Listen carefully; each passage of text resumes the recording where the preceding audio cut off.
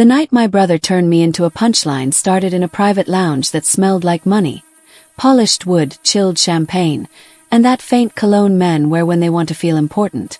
I was 29, standing near the bar, heels aching, smile practiced, listening to people congratulate Dylan like he'd just cured something deadly.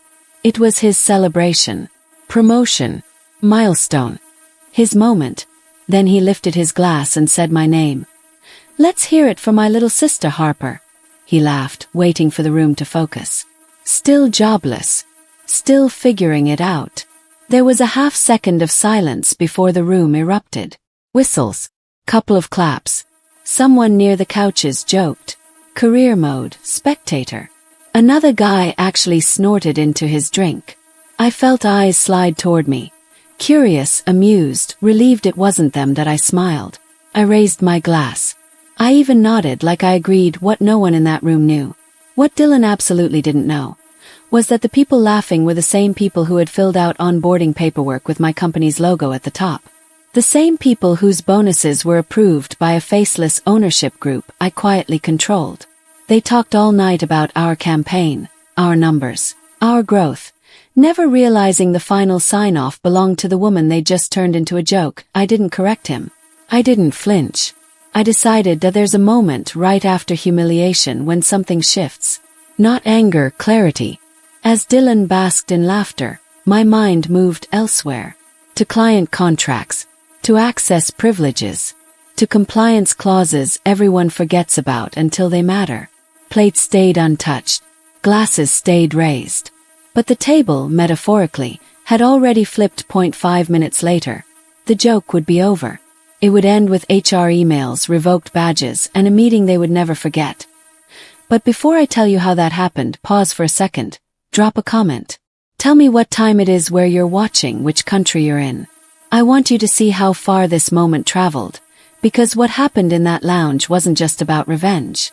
It was about power people don't recognize until it's standing right in front of them. You see, being the jobless sibling doesn't start the night someone embarrasses you in public. It starts years earlier, quietly, when roles get assigned and never questioned. Growing up, Dylan was the star, the loud one, the charming one. His trophies lived in frames on the wall. My achievements lived in drawers. Certificates folded between notebooks. Awards my parents said we'd hang later. Later never came. My mother, Patricia, loved to call it encouragement. "Dylan just needs confidence," she'd say. "You're naturally smart, Harper. You'll be fine." What that really meant was charisma beat quiet effort every single time. If Dylan talked, people listened. If I built something, people borrowed it. The first time he stole from me, we were 14. I'd spent weeks designing a simple app mock-up for a school competition. Color palettes, flow charts, everything. Dylan took it, pitched it as his own, and won first place. I remember clapping from the back of the auditorium while teachers shook his hand. He never looked at me. Not once. That was the pattern. He stood in spotlights I wired for him in the dark, and the world applauded his glow without asking where the electricity came from. So when he called me jobless, in front of a room full of people who unknowingly worked for me, it didn't break me. It completed the circle. While Dylan was busy turning my jobless phase into punchlines at parties, I was quietly building something that didn't look like success to anyone outside my circle. In my mid-20s, the world assumed I was drifting. Freelance gigs here, odd projects there, always finding myself, as my mother would say. But behind that carefully curated haze, I was constructing Bright Line Collective, a boutique creative agency designed to grow without fanfare and without family commentary. IT started small, just me, a laptop, and a desk I'd set up in my tiny apartment. The first few months were a scramble, pitching local clients, juggling deadlines, and doing everything myself. Then came freelancers, the first real hires. Slowly the team expanded, 2 full-timers, 5 more, 10 more. By year 5, Brightline had a team of 20, handling campaigns for brands whose logos my parents would recognize immediately from TV. But no one knew I owned it. Not publicly, not legally. Jordan Hayes, a polished strategist with charm to spare, became the face of Brightline. He signed deals, pitched clients, attended networking events. I controlled everything from behind an LLC. The contracts, the budgets, the bonuses, the creative direction. I was intentionally invisible. It wasn't vanity. It was protection. I knew Dylan's pattern too well. Taking credit for someone else's work, basking in applause while the architect stayed silent. I would never allow him or anyone else to steal my empire. When my family asked what I was doing, my stock answer was simple. Freelancing, figuring things out. They nodded, satisfied, assuming I was still wandering. Then the first bombshell hit. One afternoon. Our HR manager handed me a resume with a grin I didn't return. Dylan Cole. My own brother. Applying for a senior account manager role at Brightline. The paper was carefully polished. His previous jobs slightly glossed over, inflated numbers, achievements carefully worded. Jordan had already interviewed him. Charming, he said. Light on results, but clients love him. Fits our culture. I stared at the resume, memories flashing back. Dylan's toast at my expense, his teasing comment about me being behind the scenes. The one he'd never realize was prophetic. Had a choice. Block him now and blow my secret cover. Or let him join and watch what unfolded naturally. I leaned back, letting a calm smile form. If the team thinks he's a fit, I said, voice even, let's try him. The moment felt like a quiet foreshadowing. This was going to be interesting. Dylan walked into Brightline a week later, oblivious to the fact that the woman he assumed was wandering creatively was the same one controlling every decision he had just been hired under. The office was a converted warehouse, exposed brick walls, neon logos, a space buzzing with energy he couldn't place. He assumed I was visiting a friend or a former colleague. He never asked what I did. He fit perfectly into the script he had written for us in his mind. He was climbing the career ladder, and I was still drifting. He laughed with the team during coffee breaks, pitched ideas in meetings, and congratulated himself on landing the job. All the while, the friends he thought were strangers. They were my employees. Every offer letter, every review, every HR form he completed had my silent approval. The all hands he sat through. I had already set the agenda, controlled the metrics, and decided the bonuses.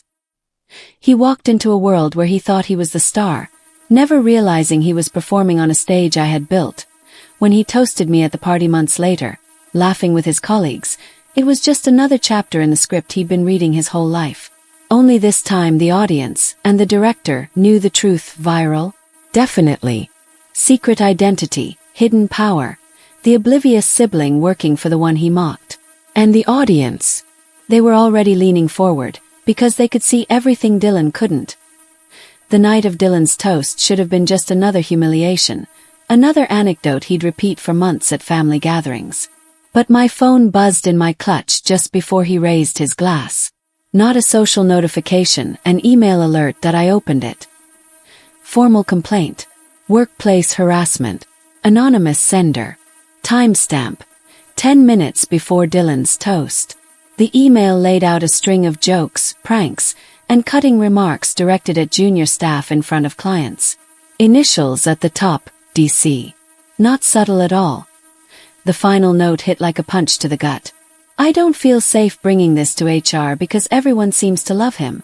If no one intervenes, I'm leaving. I read it, paused, and in that moment the world went quiet. There was no rage, just a surgical clarity. This wasn't a one-off. This was a pattern. And I'd given too much benefit of the doubt for too long. That email became my line in the sand. Dylan's behavior had always followed a familiar rhythm. First, he was charming, remembered names, made interns feel seen, brought energy to the team. The veterans nodded. We needed this energy. Everyone laughed. Everyone tolerated it. But then the cracks appeared. A junior strategist fumbled a slide in a presentation, and Dylan leaned in, smirk on his face. You're not here for your brain anyway. At a happy hour, he mimicked a video editor stutter, earning laughs from others while the target's face burned red. His motto, spoken with a grin, let the kids take a pass, then the adults will fix it. Everyone dismissed it as banter, joking, harmless. Relax, I'm kidding. Reports started trickling in. Lily's private messages, concerned DMs, a copywriter nervously asking about anonymous reporting. My old instinct whispered, maybe they're overreacting. He probably doesn't mean it. But the story sounded eerily familiar. It was the same pattern I had learned to survive growing up with Dylan. Charm, jokes, applause, and silent cruelty. Only now it was happening under my roof. Then came the dream client. A huge beauty brand, the kind every creative agency wants on its roster. Jordan and Lily had nailed the strategy. The pitch was tight, the visuals perfect. Dylan's role: handle client chemistry, charm, close the deal. Instead, he went off script. Even my little sister, who can't hold down a job, could get this one right, he quipped, loud enough for the room to titter. He insulted the team, calling wannabe creatives playing designer on their laptops. Officially, the client cited different agency direction as the reason for walking away. Unofficially, the grapevine whispered, someone had an uncomfortable energy, and it involved jokes about a jobless sister. Jordan confronted the reality. We need to talk about Dylan. Evidence arrived in folders. Slack screenshots, conversation quotes, even a voice memo from a bar outing where Dylan called a junior designer our diversity hire and told an intern, if you can't handle pressure, go back to group projects. One line made me flinch. Even my unemployed sister could do better with Canva. The irony was bitter. The same friends who laughed at Dylan's toast, future lounge attendees, future joke sharers, were also victims of his behavior. And now, with proof in hand, the illusion of edgy humor shattered. This wasn't harmless fun. This was power used to keep others small. Under my roof. By my employee. My brother. And for the first time I realized the stakes weren't just about humiliation anymore. This was about accountability. About stopping the cycle. About drawing a line.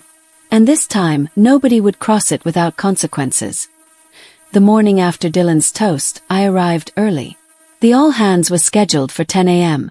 Conference room packed with tense, bored, and defensive faces. I carried a folder heavy with HR disciplinary paths, recorded training content, and the compiled evidence of every inappropriate joke, offhand insult, and veiled humiliation he'd delivered over months. I sat among the people he had hurt, angry, embarrassed, exhausted, but silent, assuming he was untouchable. Hearing their quiet murmurs, I recognized echoes of myself in their stories. The toast hadn't created the problem. It had simply broadcast what had always been true. Dylan saw me and my team the same way he had always seen others beneath him. I had already made the decision before the party. The meeting wasn't about reacting to embarrassment.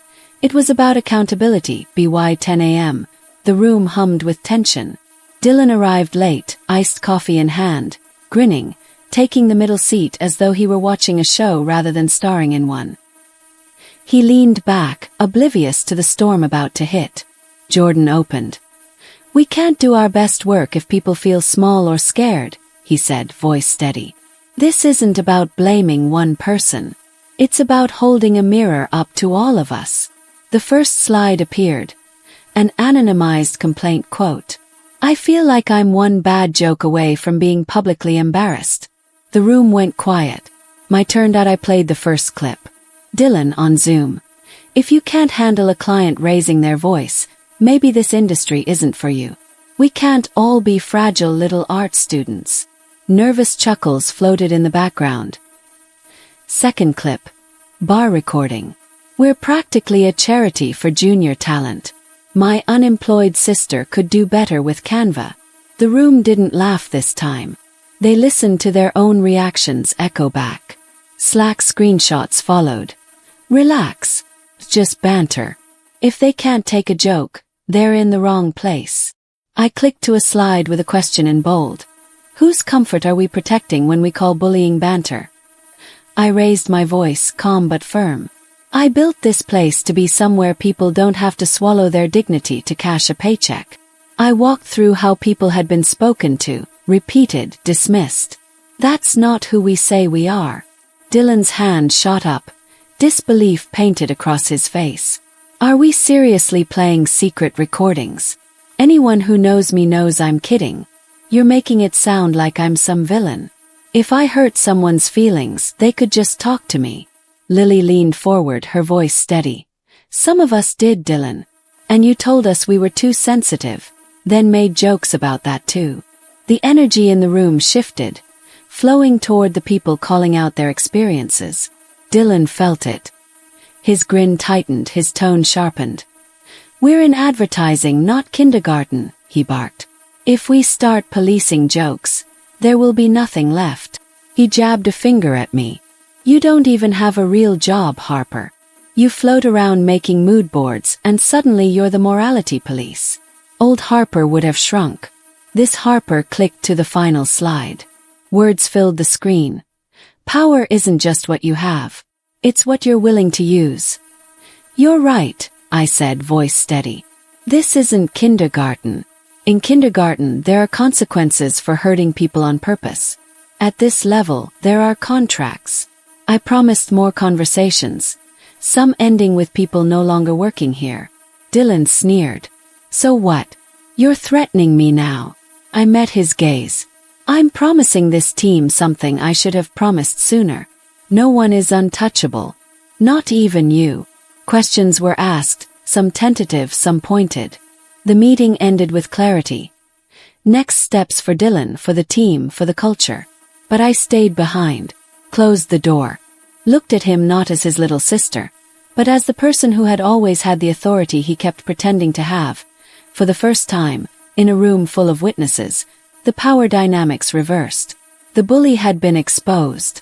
And the receipts, long gathered and meticulously documented, spoke louder than any toast ever could. The conference room emptied, leaving a strange silence hanging over Bright Line. The team filed out, still buzzing from the all-hands, whispers of finally, and wow, following them down the hallway. Dylan slammed the door behind him. Coffee sloshing slightly in the cup he'd been fiddling with. Jordan hesitated at the threshold. Do you want me to? No, I said, calm but firm. I need to do this alone. Not just as his manager, Jordan didn't know yet, but as something else entirely. I sat at the head of the table, laptop open, reviewing Dylan's file. Performance notes, HR feedback, formal complaints. Another ping. An internal anonymous system message flagged, read today's meeting. Please read. The subject line didn't need more explanation. The message hit hard. Anonymous writer, too scared to speak up in the room, detailed months of Dylan acting untouchable. Certain rules don't apply to him because he's tight with leadership, it read. He pressured junior staff to stay late with clients, implied that anyone who didn't roll with his humor wouldn't advance. Claimed my job was basically to approve vibes, while he brought in the real money. Screenshots attached showed personal outings expensed as client meetings, group chat rankings of coworkers' appearances, jokes about who should never be client-facing. And then the line that stabbed me. Trust me, I'm fine here. My sister practically lives on Jordan's couch. She's not about to rock the boat for anyone. Tender exposed. Dylan thought I was still scraping by, living on someone else's goodwill. He had no idea the couch belonged to Bright Line, to me, the company he assumed he'd been working under while sneering at my life. A knock at the door broke the moment. Lily peeked in. People are talking, she said, voice low. Some scared, some hopeful. They don't know which way this is going to go. If Dylan walks out with you and nothing changes, a lot of us are going to take that as our answer. What answer? I asked. That this place is just like everywhere else. Talented people get chewed up so a few loud ones can keep playing king.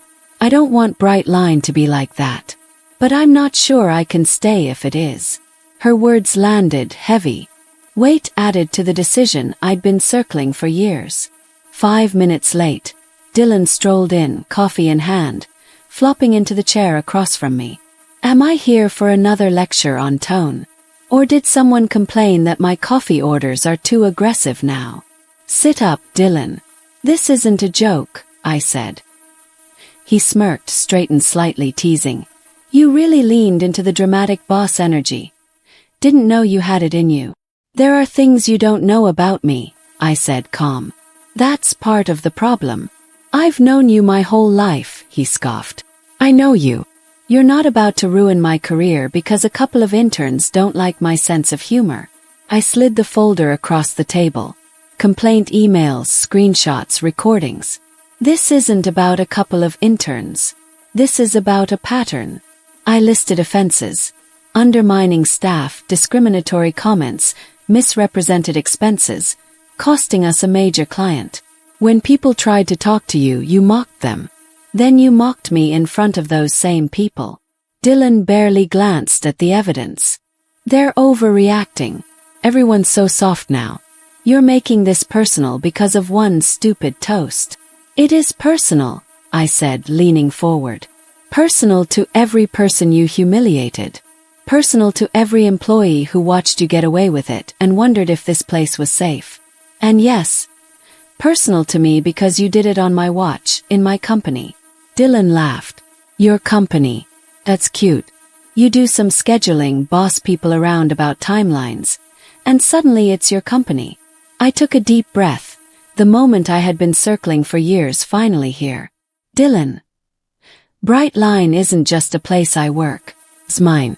I founded it. I own it. He froze, smirk fading. Jordan is the public CEO because that's how we set it up. But the controlling interest. That sits with me, the anonymous majority owner everyone talks about. That's me. Lying, he muttered without conviction. Ask HR. Ask legal. Ask our accountant. Think about every time you've heard someone talk about our investor or silent partner. Notice how I'm in every leadership meeting for someone supposedly just a project manager. That's not coincidence. I let it sink in. I explained that I had let him believe I was drifting, because it was easier than handling his jealousy or parental commentary. That was on me. But his behavior here, that was all on him. For the first time, the brother who had mocked my life, mocked my work, mocked my team, realized he had been standing on the floor of an empire I had quietly built and owned all along. The power dynamic had shifted entirely, and the room, though empty, felt charged with it. This wasn't just a confrontation. It was a reckoning. I looked at him squarely, not as his little sister, but as the person who had always held the real authority. You've had the fun, I said softly. Now it's time to face the consequences. Color crept up Dylan's neck as he leaned forward, fists clenching on the conference table. So what? You've been letting me work under you like some kind of experiment. Enjoying the show from your little throne. I didn't flinch. I hired you because Jordan believed in your potential. I wanted to believe you'd grown up, I said quietly. I stayed anonymous to see who you'd be when you thought no one needed you more than you needed them. He sneered. And you decided I failed your little test. You decided that, I said, voice firm. Every time you chose to make someone smaller so you could feel bigger. Dylan's jaw tightened. You think you're better than me now? I didn't step back. The grenade lobbed. He brought up our parents mortgaging their future to help me. I'm the one who stayed home, who visited every week. Don't talk to me about who's selfish. I let him feel it. They offered, said no, took out loans. I maxed cards. The only thing they gave me was doubt. I built this place in spite of that, not because of some secret bailout. He searched for a crack. You're really going to fire me? Make me the villain? What are you going to tell Mom? That you destroyed your own brother? I thought of Lily, of every anonymous email, every client, every trusted brand we'd protected. If I don't fire you, what I'm really telling Mom is she was right about me all along. That I'm too soft to lead. That everyone's safety is optional when the person hurting them is family. Dylan finally registered the weight of my gaze. I let my voice soften, breaking just slightly. I love you. I will always want good things for you. But I won't let you burn down what I built just because no one ever told you no and meant it. For once in our lives, the consequences are going to fit the choices. I slid the termination documents across the table. Employment ending effective immediately. You're not being publicly dragged. You're being held accountable. He swallowed.